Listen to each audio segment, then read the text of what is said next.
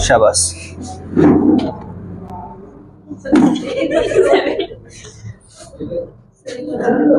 बच गया। कैसे हो सभी? भारतीय राज्य व्यवस्था उच्चतम न्यायालय में आप सभी का स्वागत। आज उच्चतम न्यायालय को लेकर के हम कुछ विशेष बातें करने वाले हैं। जैसा कि तुम्हें पता है कि डी वाई चंद्रचूड़ जो है, अब उनकी जगह किसने ले ली? संजीव खन्ना। तुम राजीव बोलते हो, संजीव खन्ना 51वें मुख्य न्यायाधीश बने हैं। लेकिन तुम्हें यह बताना है कि अब डी वाई चंद्रचूड़ क्या करेंगे।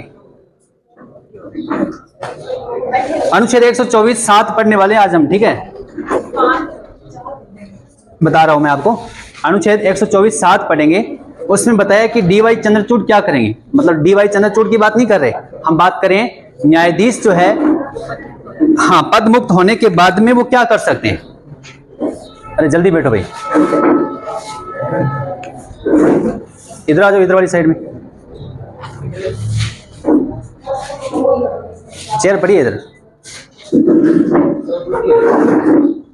हाँ, हम बात करें कि अच्छा क्या मतलब पद मुक्त होने के बाद में न्यायाधीश किसी विधि व्यवसाय में कार्य कर सकते हैं? कहीं एडवोकेट का कार्य कर सकते हैं? नहीं कर सकते। नहीं कर सकते तो क्या फ्री रहेंगे फिर? वो कुछ तो करेंगे। क्या करेंगे वो सारी बातें करने वाले आज हम, ठीक है? लास्ट तक देखना। चलो आज हम बात करेंगे, अच्छा योग्यता क्या है। पहले तो हमने बात की योग्यता की। योग्यता क्या है वैसे? कितनी योग्यता है टोटल? दो योग्यता। एक तो भारत का नागरिक होना चाहिए, मतलब न्यायाधीश बनने की योग्यता की बात करें, भारत का नागरिक होना चाहिए। दूसरी योग्यता क्या है? वह उच्च न्यायालय के अंदर 5 वर्ष तक लगातार, मतलब 5 वर्ष तक वह कार्य कर चुका हो। किस रूप में? न्यायाधीश के रूप में। या फिर हाँ, एक या एक से अधिक उच्च न्यायालयों के अंदर यदि वो 10 वर्ष तक अधिवक्ता के रूप में कार्य कर चुका हो, मतलब वकील रह चुका हो, है ना, तो भी ठीक है। या फिर राष्ट्रपति के, अगर राष्ट्रपति को लगी कि कानून विशेषज्ञ है तो उस आधार पे भी। लेकिन आपको पता है कि लास्ट वाली चीज यदि बात करें तो इस आधार पे अभी कोई नियुक्ति नहीं हुई है। हाँ, लेकिन जो दूसरी कंडीशन है 10 वर्ष का अधिवक्ता के रूप में, लगभग 10% लोगों का यहाँ पे आना हुआ है। बाकी जो लगभग 90% की हम बात करें तो सारी सारी कहां से आए हैं? पहले वो कहीं उच्च न्यायालय के अंदर वो न्यायाधीश रह चुके हैं, उसके बाद में वो उच्चतम न्यायालय में आते हैं। ये चीज आपको ध्यान में रखनी है। इसी को पढ़ा, इसलिए वो या वाली कंडीशन है, सारी ध्यान रखना। कोई भी एक हो सकती है, उस आधार पे उनकी नियुक्ति हो सकती है। नियुक्ति कौन करता है? राष्ट्रपति करता है। राष्ट्रपति किसकी परामर्श पे करता है? कॉलेजियम प्रणाली। सीधा याद रखना, कॉलेजियम प्रणाली। कॉलेजियम प्रणाली कब अस्तित्व में आई? 1993। इसका मतलब ये भी आपको इंपॉर्टेंट बात है कि अच्छा 1993 में कॉलेजियम आया। कॉलेजियम को लेकर के एक आयोग बनाया गया था। हाँ, इसको मतलब चुनौती देने के लिए हम ये बात कह सकते हैं कि पहले जो नियुक्ति होती थी उसको चुनौती देने के लिए, मतलब एक प्रकार का एक वाद माना जाता है जो supreme court advocate on record association है ना, 1993 का। फिर 1998 में वही आता है। और अब ये चतुर्थ न्यायिक निर्णय वाद आया था 2015 के अंदर। आपको पता है कि 99वां संविधान संशोधन हुआ था, मोदी सरकार ने किया था ये, और उसको पूरी तरह से रद्द करने का काम किया 16 अक्टूबर 2015 को। और इसको चतुर्थ न्यायिक निर्णय वाद भी कहा जाता है। और उस टाइम से भी और अब भी हम यदि बात करें तो कॉलेजियम प्रणाली जो है अस्तित्व में है। क्या बात समझ आ रही? ये चीज है। आज हम बात करेंगे हटाएंगे कैसे, हट कैसे सकते हैं, कैसे हटेंगे।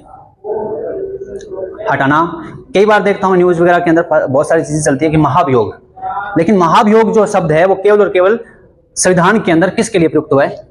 आपने देखा होगा, राष्ट्रपति। अनुच्छेद 61 के अंदर महाभियोग की प्रक्रिया का उल्लेख है, किस प्रकार से महाभियोग चलाया जाएगा, है ना। हटाने को लेकर की बात करें हम तो उस आधार पे तो महाभियोग। लेकिन अगर उच्चतम न्यायालय के न्यायाधीश को हटाना है तो किस प्रकार से हटाया जाएगा? कुछ कंडीशन है, ध्यान रखना। वैसे तो यदि बात की जाए तो संविधान में लिखा हुआ है अनुच्छेद 124(4) के अंदर, अनुच्छेद 124(4) में लिखा हुआ है कि हटाना हो तो किस आधार पे? कदाचार व अक्षमता। अक्षमता शारीरिक हो सकती है। कदाचार का मतलब भ्रष्टाचार हो सकता है, यौन शोषण हो सकता है, इससे संबंधित जो भी मामले होते हैं कदाचार कहते हैं। अक्षमता मतलब वो शारीरिक मानी जाती है।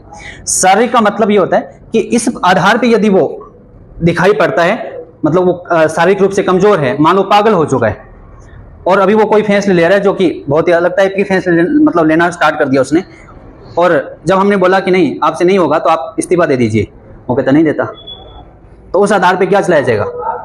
वैसे नाम प्रयोग कर सकते हैं महाभियोग, लेकिन महाभियोग संविधान में उल्लेखित नहीं है, ये ध्यान रखना, ठीक है। तो हटाने को जो प्रोसेसिंग है वो कैसी है, ध्यान रखना। ये तो लिख रखा है अनुच्छेद 124(4) के अंदर कि किस आधार पे, कदाचार व अक्षमता, लेकिन इस मतलब इसको पूरी तरह से परिभाषित नहीं किया हुआ संविधान के अंदर कि कदाचार व अक्षमता किस प्रकार से है। तो इसको, इस प्रक्रिया का निर्धारित करने की जो शक्ति है वो किसके पास है, संसद के पास। और संसद के पास जो शक्ति है अनुच्छेद 124(5) के तहत दे रखी है। और संसद ने न्यायाधीश जांच अधिनियम 1968 बनाया था। कब बनाया था, 1968 में। उस आधार पर बताया गया है कि हटाने की प्रोसेसिंग क्या क्या रहने वाली है। हटाने को लेकर के जो संकल्प है वो राष्ट्रपति को संबोधित करते हुए संसद के किसी भी सदन में लाया जा सकता है, लोकसभा में भी और राज्यसभा में। पहली कंडीशन तो यही है कि अच्छा हटाने का जो संकल्प है वो कहां लेके आ सकते हैं, या तो लोकसभा में या राज्यसभा में। लेकिन जहां भी लेके आएंगे, लोकसभा की बात करें तो लोकसभा में सदस्यों की सहमति होनी चाहिए और लिखित सहमति होनी चाहिए। कितने लोगों की, 100 लोगों की। और राज्यसभा में इसका आधा कर देना, कितने लोग हैं, 50 लोग। लोकसभा में लाने के लिए कितने लोग, 100 लोग। राज्यसभा में लाने के लिए कितने लोग, 50 लोग। इनकी लिखित सहमति आवश्यक है, पहली चीज तो ये ध्यान रखनी है। और अच्छा ये चीज भी है कि अच्छा इसका जो पीठासीन अधिकारी होता है, मतलब सदन का पीठासीन अधिकारी है, वो मना भी कर सकता है, एक्सेप्ट करने से मना भी कर सकता है। और मतलब उसके लिए बाध्यकारिता नहीं है बिल्कुल भी कि वो उसको एक्सेप्ट ही करे, स्वीकृति दे, ऐसा नहीं है, ध्यान रखना, ठीक है। अच्छा ये जब काम होगा, जैसे स्वीकृति मिल गई तो उसके बाद में क्या होगा, पीठासीन अधिकारी के द्वारा एक समिति का निर्माण किया जाएगा, एक समिति का गठन होगा। और समिति में 3 लोग होंगे जो कि इस चीज की जांच करेंगे कि बात सही है या गलत है। सोचना किस प्रकार की कंडीशन है हटाने को लेकर के, ध्यान रखना। सबसे पहले तो संसद के किसी भी सदन में लाया जा सकता है। लाने के लिए लिखित रूप से लोकसभा में कितने सदस्यों की सहमति, 100, और राज्यसभा में 50। यदि फिर हम बात करें तो पीठासीन अधिकारी क्या करेगा, एक समिति गठित करेगा। समिति में कितने लोग होंगे, 3 लोग शामिल होंगे। 3 लोग शामिल कौन कौन से होंगे, एक तो आपको ध्यान रखना है उच्चतम न्यायालय का मुख्य न्यायाधीश CJI हो सकता है, यदि ये नहीं है तो कोई अन्य हो सकता है। हरी बात समझ में, पहला तो ये। दूसरी कंडीशन क्या है, उच्च न्यायालय का मुख्य न्यायाधीश, हाई कोर्ट का मुख्य न्यायाधीश। तीसरा कौन हो सकता है, कानून का जो विशेषज्ञ हो, कानून का क्या हो, विशेषज्ञ। ये इतने लोग जो है ये मिलकर के जांच करते हैं। जांच करने के बाद में यदि ये पाया जाता है कि नहीं ठीक नहीं है, यदि स्वीकृति नहीं देते हैं तो वो प्रस्ताव वही क्या हो जाएगा, समाप्त हो जाएगा। यदि ये स्वीकृति दे देते हैं, स्वीकृति देने के बाद में 3 महीने के अंदर अंदर ये जो रिपोर्ट तैयार करते हैं वो रिपोर्ट कहां रखवानी होगी, सदन में। अब रिपोर्ट रखवाने के बाद में सदन में क्या होगा, विशेष बहुमत से हटाने की प्रक्रिया शुरू होगी। विशेष बहुमत तुम समझते हो, सदन की कुल सदस्य संख्या का बहुमत व उपस्थित व मतदान करने वालों का 2/3 बहुमत। इससे यदि वो पास हो जाता है तो फिर राष्ट्रपति उनको हटा सकते हैं। क्या बात समझ आ रही, प्रोसेसिंग मुश्किल है थोड़ी। पहली कंडीशन क्या है, याद रखना। पहली कंडीशन तो आपको ये ध्यान में रखनी है, हटाने की प्रक्रिया कैसी है। पहली, सबसे पहले हटाया किस आधार पे हटा सकते हैं, तो क्या होगा, कदाचार व अक्षमता। कदाचार अक्षमता पूरी तरह से परिभाषित नहीं है, लेकिन इसकी प्रक्रिया का निर्धारण करने के लिए शक्ति जो दी है वो किसको दी है, संसद को। तो अनुच्छेद 124 कौन से में, 5 में। और इसी आधार पर अनुच्छेद 1968 के अंदर एक अधिनियम बनाया था, न्यायाधीश जांच अधिनियम, है ना, इसको लेकर के। उसके अंदर ये बताया था कि अच्छा कभी भी हटाया जाएगा तो लोकसभा के कितने लोगों की सहमति, लिखित 100, राज्यसभा में 50। जैसे पास होगा, अच्छा वो पीठासीन अधिकारी के लिए स्वीकृति देना नहीं देना वो बाध्यकारिता नहीं है उसके लिए, वो उस पर डिपेंड करता है। जैसे पास होगा उसके बाद में क्या होगा, पीठासीन अधिकारी के नेतृत्व में एक समिति का गठन होगा जिसमें टोटल कितने सदस्य होंगे, 3। उच्चतम न्यायालय का मुख्य न्यायाधीश हो सकता है, वो नहीं है तो अन्य न्यायाधीश हो सकता है, और उच्च न्यायालय का मुख्य न्यायाधीश व कानून का विशेषज्ञ। ये 3 लोग मिलकर के क्या करेंगे, जांच करेंगे। यदि स्वीकृति दे देते हैं तो ठीक है, वरना ये प्रस्ताव वहीं क्या हो जाएगा, समाप्त हो जाएगा। लेकिन यदि ये बोलते हैं कि ठीक है स्वीकृति देते हैं तो 3 महीने के अंदर अंदर सदन में ये रिपोर्ट पेश करनी होगी। जैसे रिपोर्ट पेश होगी फिर क्या होगा, यहाँ पे मतदान होगा। मतलब ऐसे हम कह सकते हैं कि अच्छा विशेष बहुमत से इसको हम हटा सकते हैं, मतलब सदन की कुल सदस्य संख्या व उपस्थित मतदान करने वालों का बहुमत।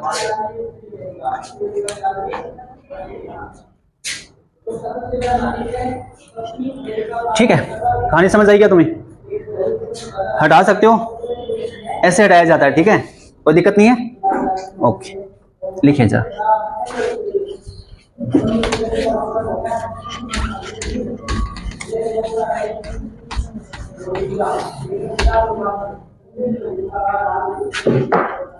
देखो पद से हटाना, सुप्रीम कोर्ट लिखना भाई पहले तो, SC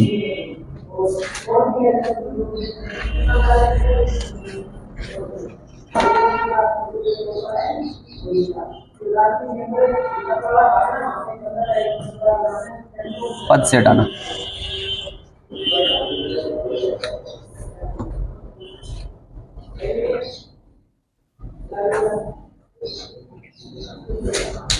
लिखो, अनुच्छेद 124 के अंतर्गत, अनुच्छेद 124(4) सॉरी, अनुच्छेद 124(4) के अंतर्गत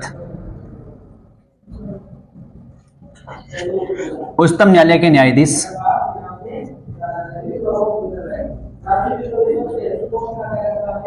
उच्चतम न्यायालय के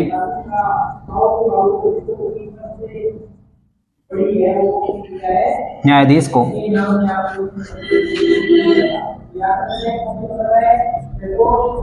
साबित कदाचार व अक्षमता के आधार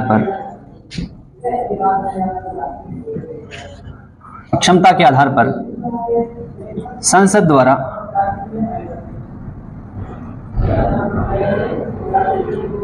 विशेष बहुमत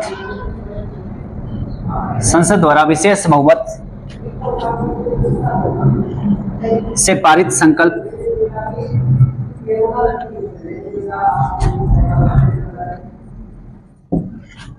से राष्ट्रपति के आदेश से हटाया जा सकता है।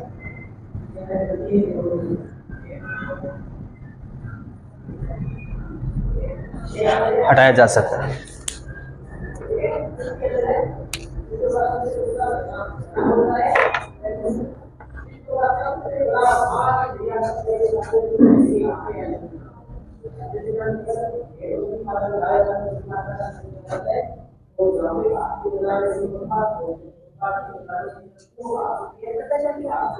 बताता हूं।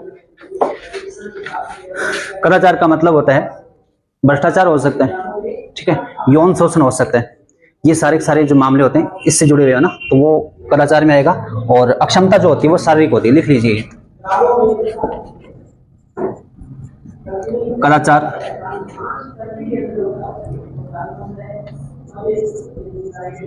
से अभिप्राय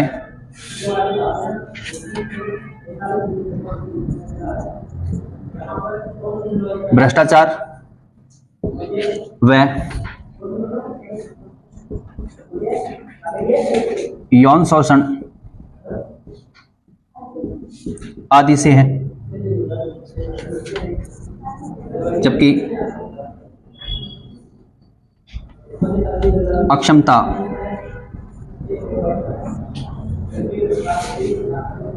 शारीरिक होती है।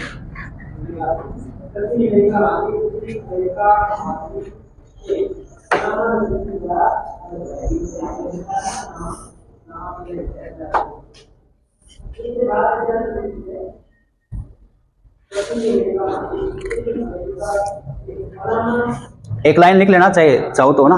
वैसे तुम्हें याद भी रखना है कि महाभियोग का उल्लेख संविधान में केवल किसके लिए है? राष्ट्रपति के लिए। लिखो,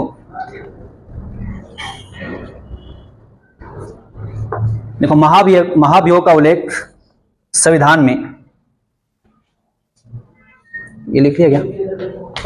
लिखो जरा, पहले इसको लिखो।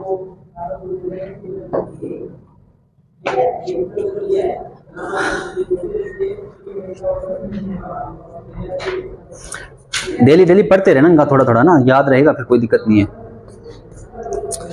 जरूरी बहुत है ये, वरना भूल जाओगे तुम। ठीक है, 2 दिन बाद एग्जाम है, आपका टेस्ट है, तो पता चलेगा आप क्या करते हो तुम। उसमें उच्चतम न्यायालय भी है ना? ठीक है, फिर बढ़िया है। उच्चतम न्यायालय की प्रथम महिला कौन थी? फातिमा।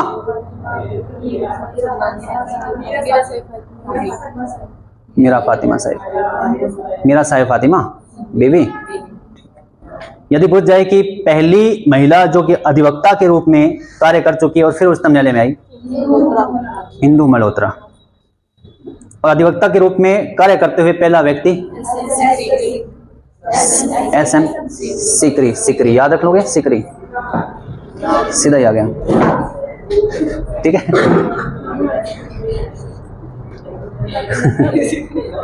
ऐसे नहीं बोलते। और अच्छा, उच्चतम न्यायालय की मुख्य न्यायाधीश महिला अब तक कोई बनी नहीं, ठीक है, ये भी ध्यान रखना। सारे पुरुष ही आए हैं, तुम में यदि कोई है ऐसा जज्बा तो देख लेना। उम्र हो जाएगी वैसे, ठीक है, उम्र हो जाएगी, हो सकता है तुम्हें 2-3 महीने ही काम करने को मिले, पर उच्चतम न्यायालय के मुख्य न्यायाधीश बनने का मौका मिले तो तुम कोशिश कर सकते हो, ठीक है। फिर तुम ये बोलोगे सर पहले तो ये ना कॉलेजियम प्रणाली हटाओ तुम, उसके बाद में हम कोशिश करते हैं। कॉलेजियम प्रणाली हमें तो भाई भतीजावाद नजर आती है, इसके लिए कोई ढंग का सा कोई ऐसा नियुक्ति के लिए आयोग बनाओ आप, सही है क्या? चलो नेक्स्ट लिखो भाई।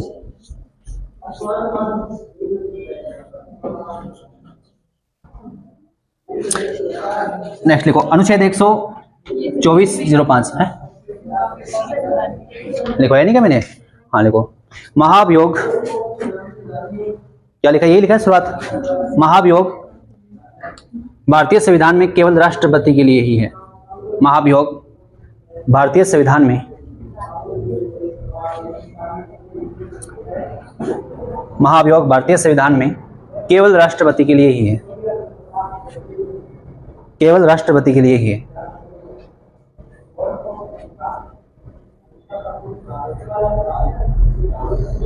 आपको ये बताना है, थोड़ी देर बाद बता देना चाहिए, कोई दिक्कत नहीं। महाभियोग की जो प्रक्रिया है कौन से देश से ली हमने?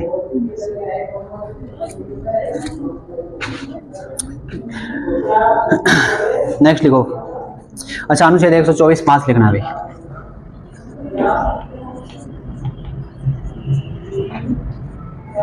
ये क्या बोल दिया तुम्हें, है ये तुमसे क्या पूछ लिया? लिखो, साबित कराचार व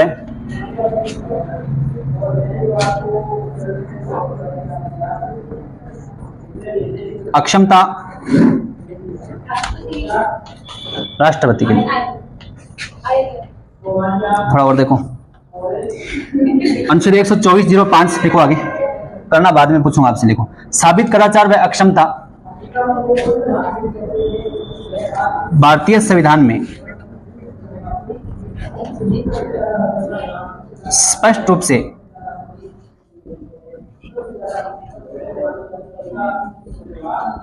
परिभाषित नहीं है, स्पष्ट रूप से परिभाषित नहीं है, अपितु इसके संबंध में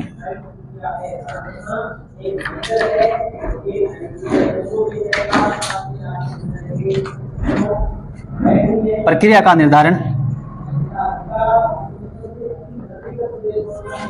निर्धारण करने की शक्ति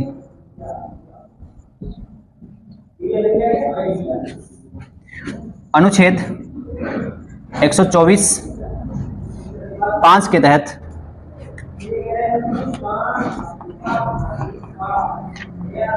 संसद के पास है। संसद के पास है।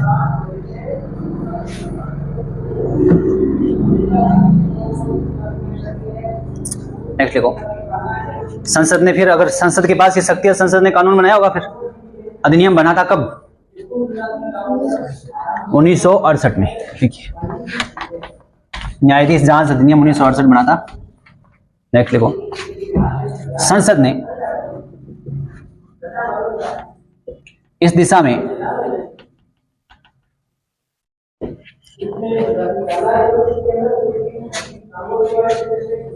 न्यायाधीश जांच अधिनियम 1968 का निर्माण किया।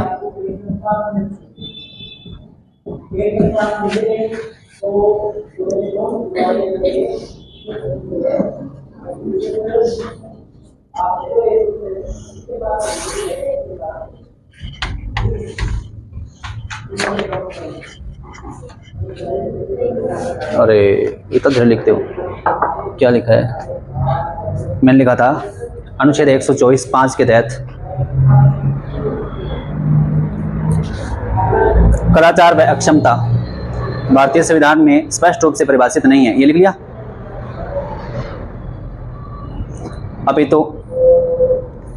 तो इस संबंध में प्रक्रिया का निर्धारण करने की शक्ति अनुच्छेद 124(5) के तहत संसद को प्रदान की गई है।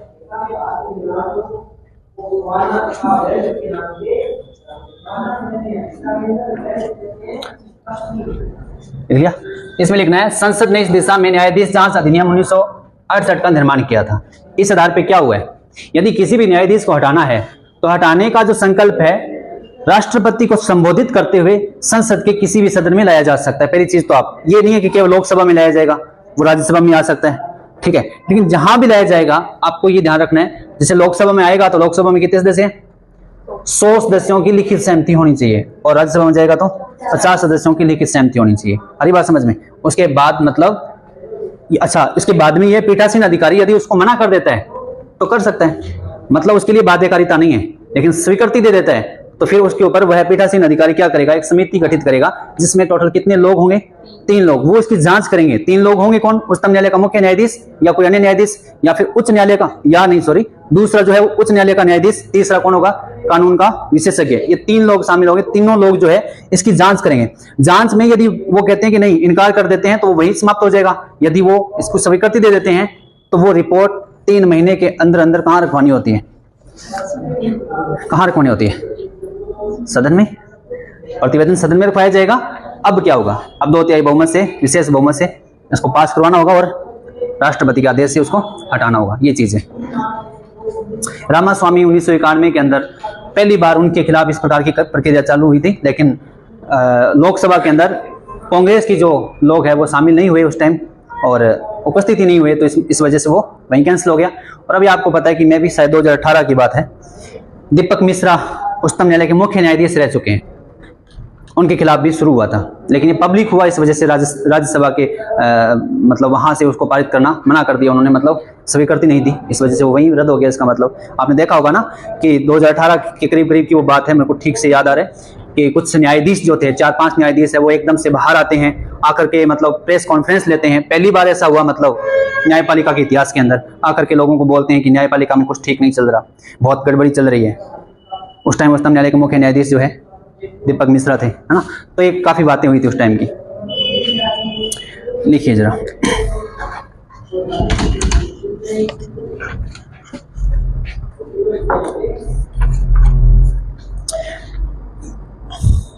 अच्छा, ये शक्ति किसको दी है? लिख लिया ना ये।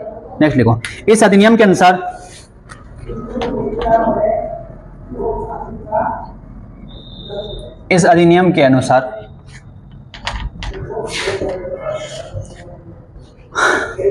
न्यायाधीश को उसके पद से हटाने का संकल्प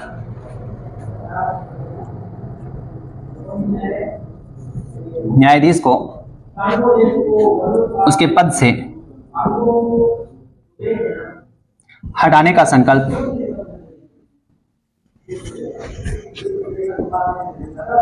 संसद के किसी भी सदन में लाया जा सकता है।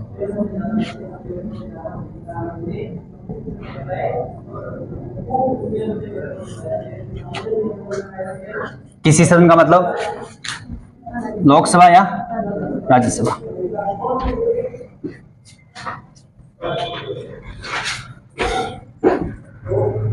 लोकसभा में लाने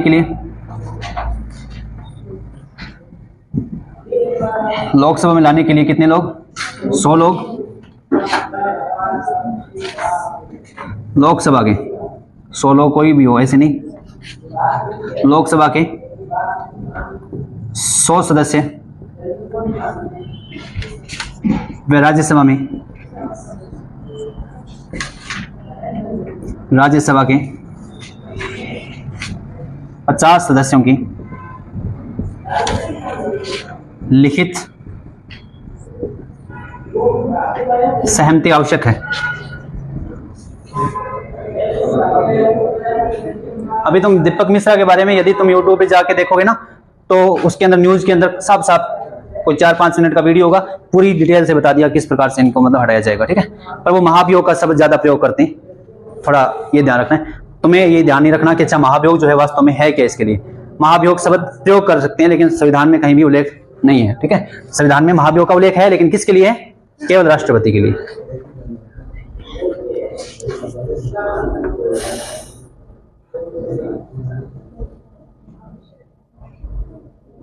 लिखो, नेक्स्ट लिखो, सदन के पीठासीन अधिकारी, प्रिसाइडिंग ऑफिसर जिसको कहते हैं, सदन के, लिख लिया क्या ये? पहले मेरे को थोड़ा सा बता दिया करो, मैं शायद पहले शुरू हो जाता हूं, आप लिखते रहते हो।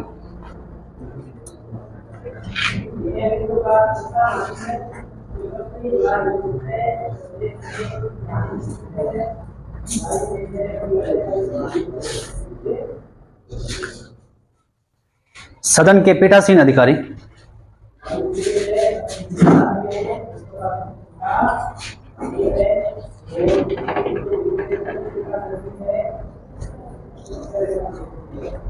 के द्वारा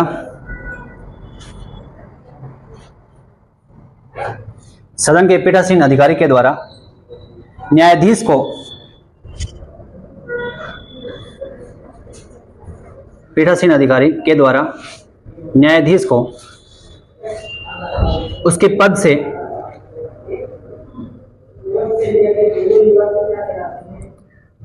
से हटाने का जो संकल्प है, उसके पद से हटाने का जो संकल्प है, उसके पद से हटाने का जो संकल्प है, उसके लिए स्वीकृति देना,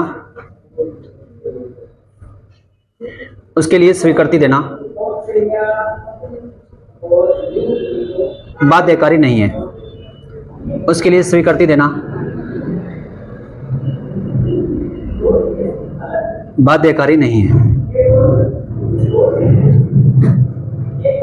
स्वीकृति देना बाध्यकारी नहीं है, मतलब स्वीकृति दे भी सकते हैं, ना भी दे सकते, ना, दोनों कंडीशन है।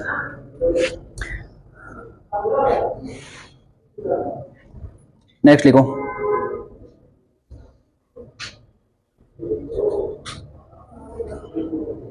लिखो, यदि सदन के पीठासीन अधिकारी, अच्छा क्या होता है यदि स्वीकृति दे दी जाए, पीठासीन अधिकारी यदि स्वीकृति दे देते हैं तो क्या होगा?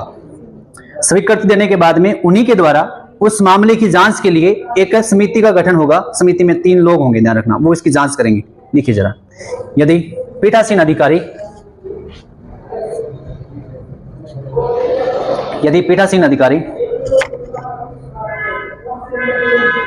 स्वीकृति प्रदान कर देते हैं,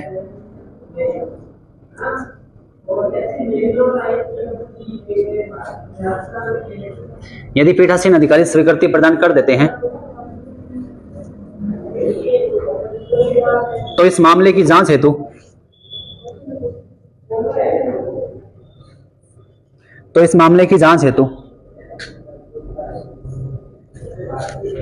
सदन के पीठासीन अधिकारी के द्वारा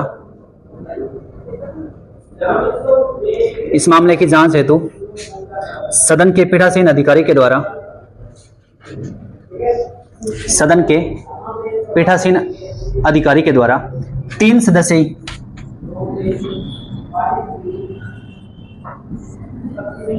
समिति का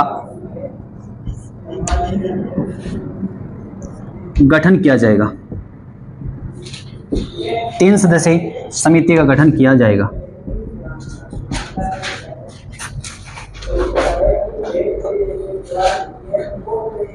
कौन शामिल होंगे इसके अंदर? 3 सदस्य कौन कौन होंगे? तो ध्यान रखना, पहला तो उच्चतम न्यायालय का मुख्य न्यायाधीश या अन्य न्यायाधीश, लेकिन हाईकोर्ट का तो मुख्य न्यायाधीश होना ही चाहिए, ध्यान रखना, ठीक है। उच्च न्यायालय का, दूसरा लिखना, उच्च न्यायालय का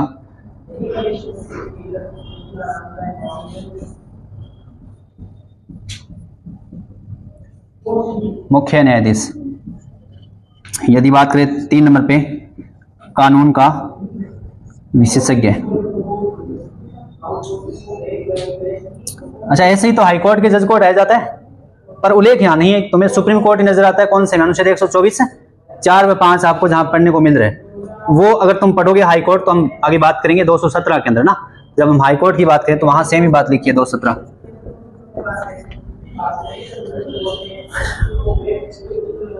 ठीक है, समझ आ गई बात क्या? ये यहां तक कुछ समझ तो आ रहा है क्या? कोई चीज अगर कोई भी पॉइंट नहीं समझ आ रहा तो पूछ लेना, ठीक है।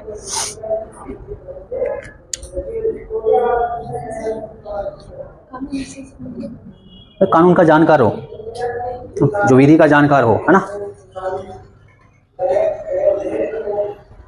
कोई वकील हो सकता है जिसने काफी ज्यादा मतलब न्यायालय में काम किया हो ना, तो उसको ज्यादा ज्ञान होगा, ये हो सकता है कानून का विशेषज्ञ। नेक्स्ट लिखो। अच्छा, अब क्या होगा यदि समिति के द्वारा मतलब इन सब चीजों के लिए बोल दिया जाता है, जांच के अंदर स्वीकृति दे दी जाती है तो ठीक है, नहीं दी जाती इसका मतलब रद्द हो जाएगा। लेकिन जांच होती है, मतलब जांच होने के बाद स्वीकृति दी जाती है, तो वो रिपोर्ट तैयार होती है, उस रिपोर्ट को रखवाना होगा 3 महीने के अंदर अंदर। 3 सदस्य 3 महीने के अंदर रखना है। कहाँ रखना है? सदन में, ठीक है। लिखिए जरा, देखो, यदि समिति के द्वारा यदि समिति के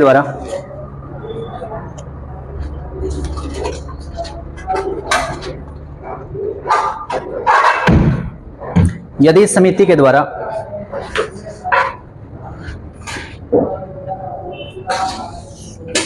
जांच करने के पश्चात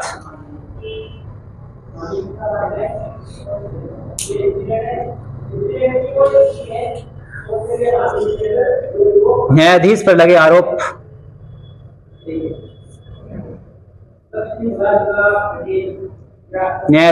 आरोप को खारिज कर दिया जाता है, न्यायाधीश पर लगे आरोप को खारिज कर दिया जाता है,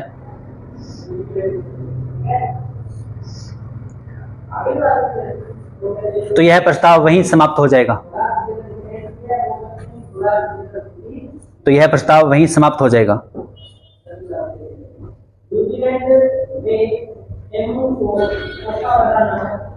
तो यह प्रस्ताव वहीं समाप्त हो जाएगा। और यदि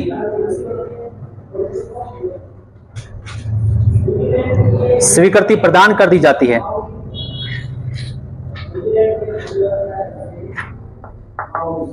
और यदि स्वीकृति प्रदान कर दी जाती है,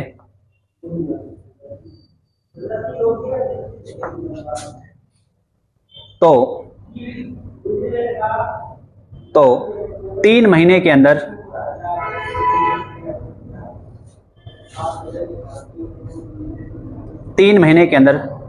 सदन में यह प्रतिवेदन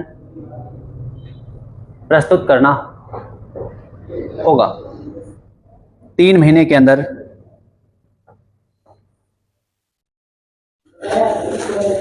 सदन में यह प्रतिवेदन प्रस्तुत करना होगा।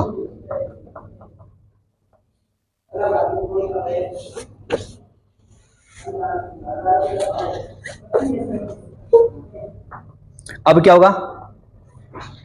प्रतिवेदन प्रस्तुत कर दिया, अब क्या होगा?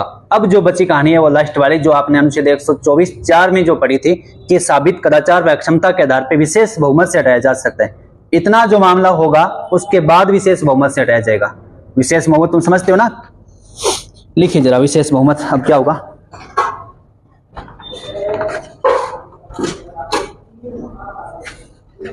अच्छा, कुछ चीजें और ध्यान रखना। न्यायाधीश के द्वारा अपना पक्ष रखा जाता है, पक्ष तो रख सकता है, वो बता सकता है, न्यायाधीश अपना पक्ष रख सकता है, वो जो आरोप लगे हुए हैं उसके ऊपर वो बात कर सकता है कि ये चीजें शायद नहीं है, गलत है ये, है ना, वो सारी चीजें हो सकती है। उसके द्वारा कोई नियुक्त व्यक्ति भी आ सकता है, कोई दिक्कत वाली बात नहीं। हाँ, एक और ध्यान रखना, 14 दिन पहले उसको सूचित भी करना होता है न्यायाधीश को कि हम इस प्रकार की चीजें करने वाले हैं। शायद आपके नोट्स में ये चीजें लिखी हुई नहीं है, थोड़ा ध्यान दे लेना, ठीक है। 14 दिन पूरा उसको सूचित करना होगा। 14 दिन बड़ा आंकड़ा थोड़ा सा आपको ध्यान में रखना है, कई जगह लिखा हुआ मिलता है आपको। और फिर उसके बाद में क्या होता है, उसके ऊपर मतलब वो प्रक्रिया शुरू होती है जो कि विशेष बहुमत से उसको हटाने की प्रक्रिया जिसको हम कहते हैं, ठीक है।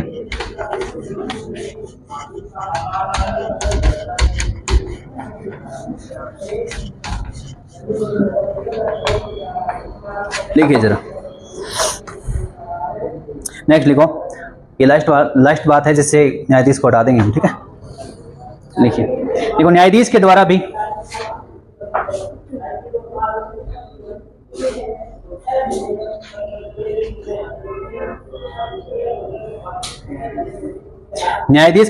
सदन में अपना पक्ष रखा जाता है।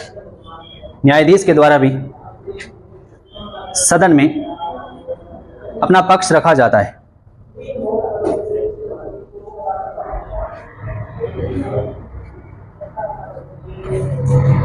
सदन में अपना पक्ष रखा जाता है तथा इसके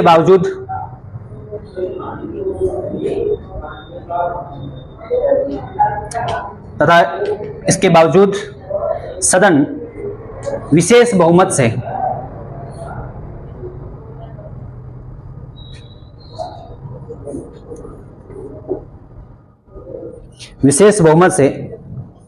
संकल्प को पारित कर देते हैं। विशेष बहुमत से संकल्प को पारित कर देते हैं।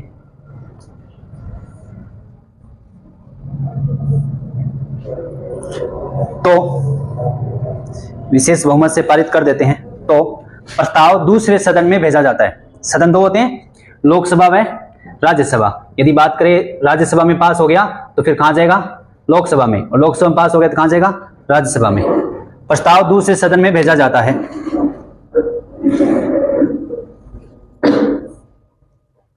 तथा यदि दूसरे सदन के द्वारा भी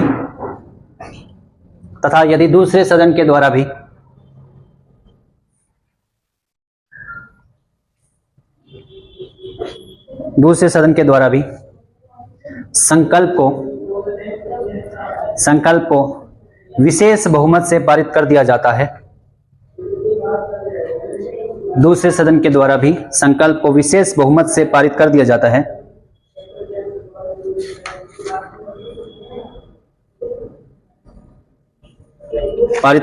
है तो उसके पश्चात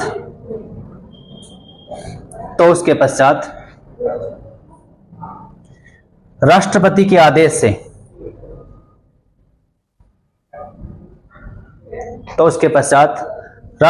आदेश से न्यायाधीश को उसके पद से हटाया जा सकता है। राष्ट्रपति के आदेश से न्यायाधीश को उसके पद से हटाया जा सकता है।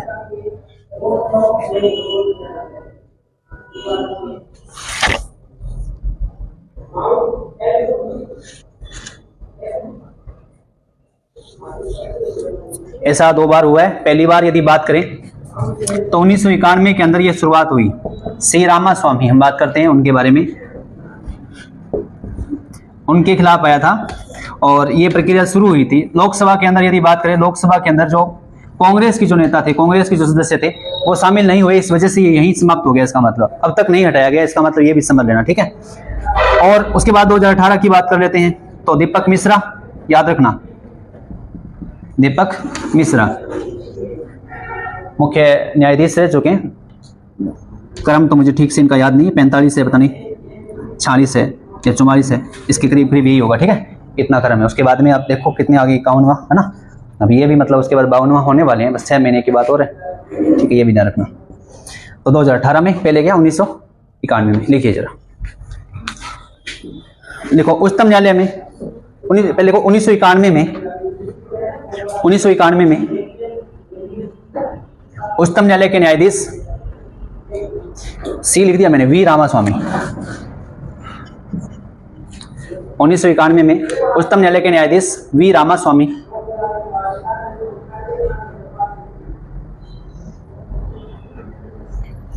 रामास्वामी को उनके पद से हटाने का संकल्प, वी रामास्वामी को उनके पद से हटाने का संकल्प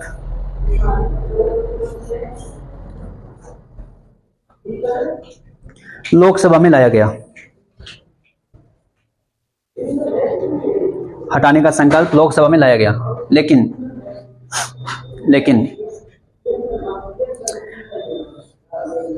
लोकसभा में कांग्रेस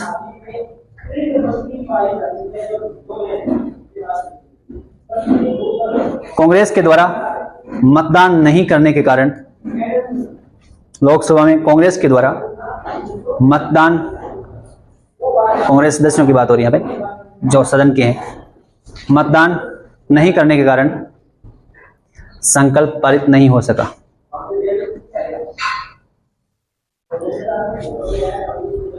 मतदान नहीं करने के कारण संकल्प पारित नहीं हो सका।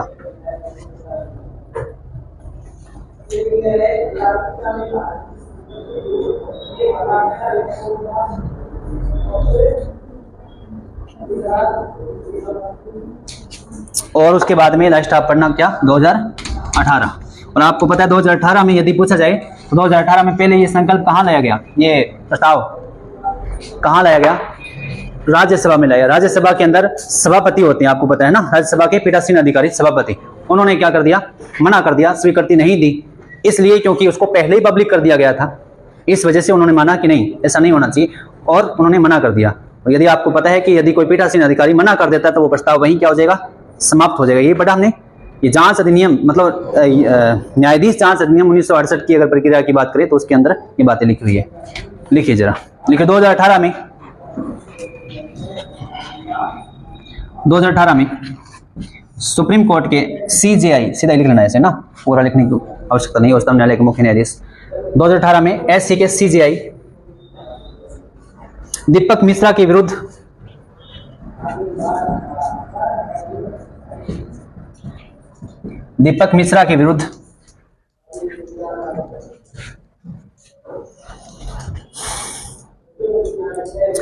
पद से हटाने का प्रस्ताव राज्यसभा में लाया गया।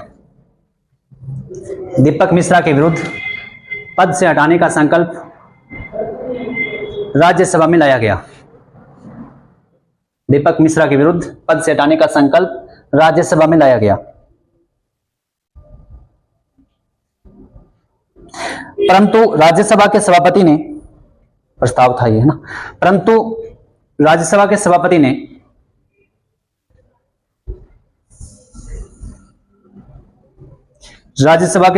प्रस्ताव को स्वीकृति देने से, राज्यसभा के सभापति ने प्रस्ताव को स्वीकृति देने से इनकार कर दिया।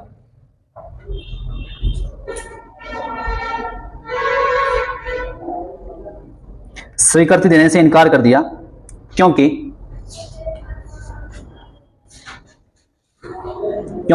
सभापति के अनुसार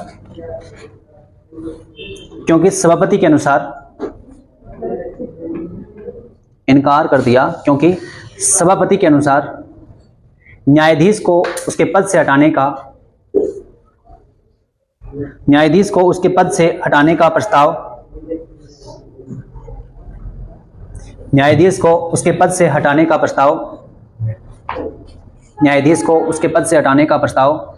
पहले ही सार्वजनिक कर दिया गया था। न्यायाधीश को उसके पद से हटाने का प्रस्ताव पहले ही सार्वजनिक कर दिया गया था। ठीक है, आज के लिए तब होता है।